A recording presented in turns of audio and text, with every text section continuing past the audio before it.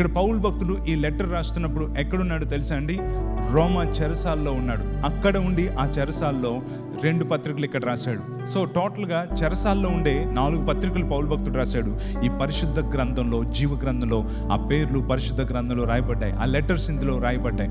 So ఇప్పుడు పౌలు భక్తుడు నేను ఒంటరి వాడిని అన్న ఫీలింగ్లో లేడు, నేను బలహీనుణ్ణి అన్న ఫీలింగ్లో లేడు. కనుకనే చెరసాల్లో ఒంటరిగా ఉన్నప్పుడు ఒక 3 years బ్యాక్ అనుకుంటాం, మేము రోమ్ వెళ్ళాం, ఇటలీ వెళ్ళాం, ఆ చెరసాలకు వెళ్ళాం. పౌలు భక్తుడు ఇప్పుడు మనం చదువుకుంటున్న ఈ పత్రిక ఏ జైల్లో ఉండి, ఏ చెరసాల్లో ఉండి రాశాడో ఆ సెల్లోనికి మేము వెళ్ళి చూసాము. అక్కడ చాలా భయంకరంగా, చాలా బాధ అనిపిస్తూ ఉంటుంది. అంత రాతితో ఉన్నటువంటి సెల్, పైన చిన్న హోల్ ఉంటుంది ఏదైనా ఇవ్వడం కోసం, అందులోంచి వెంటిలేషన్ వస్తుంది. అక్కడ ఒక చిన్న తొలిచేసినది ఉంది, అందులో కొంచెం వాటర్ ఊరుతున్నట్లుగా ఉంటుంది. వారు ఏదో చిన్న డోర్ నుంచి పడేస్తే అది తినాలి తప్ప ఇంకేమీ లేదు. అంతకంటే లోన్లీనెస్ అనేది ఇంకొకటి ఉండదు.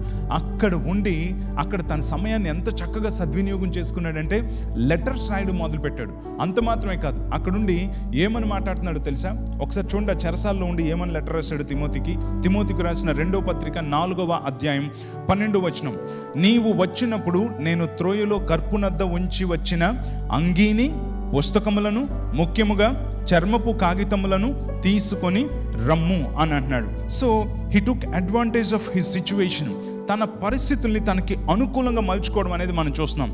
సాధారణంగా ఇలాంటి చెరసాల్లో కానీ, ఇలాంటి ఒంటరితనంలో కానీ, ఇటువంటి సమస్యలు ఉండేవారు కానీ వేరేగా మాట్లాడతారు. కానీ పౌలు భక్తుడు ఏమంటున్నాడు తెలుసా? నువ్వు వచ్చేటప్పుడు ఏం చేస్తావంటే అంగీలు తీసుకురా. ఇంకేం తీసుకొస్తావు? పుస్తకాలు తీసుకురా. ఇంకేం తీసుకురామంటున్నాడు?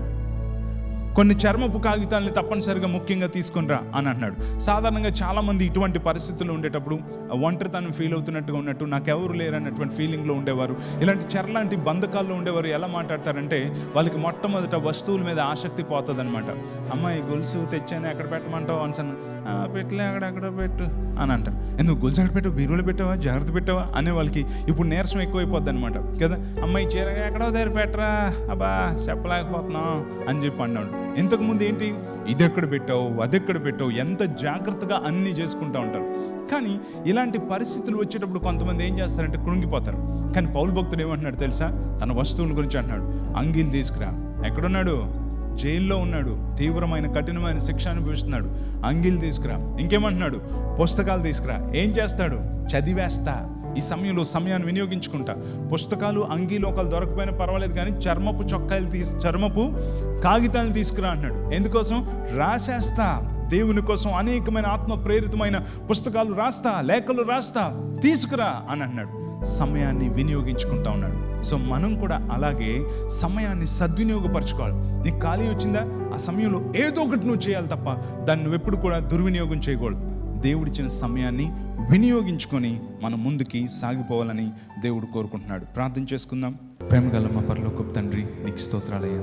నువ్వెంత ప్రేమ కలిగిన దేవుడుగా మా పట్ల జాలితో, ప్రేమతో మేము కృంగిపోతున్నామని, నీరసించిపోతున్నామని, మాకెవరూ లేరని మేము అనుకుంటున్నామని, మరొకసారి నువ్వు మాకు తోడుగా ఉన్నామని తెలియజేసినందుకు నీకు వందనాలు.